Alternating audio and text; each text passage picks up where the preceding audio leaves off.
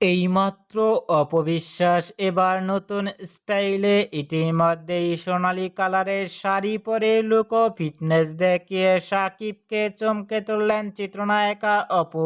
এরকম লুক ও গেটআপে কখনো দেখা যায়নি চিত্রনায়িকা অপবিশ্বাসকে সোশ্যাল মিডিয়ায় শাড়ি পরনে।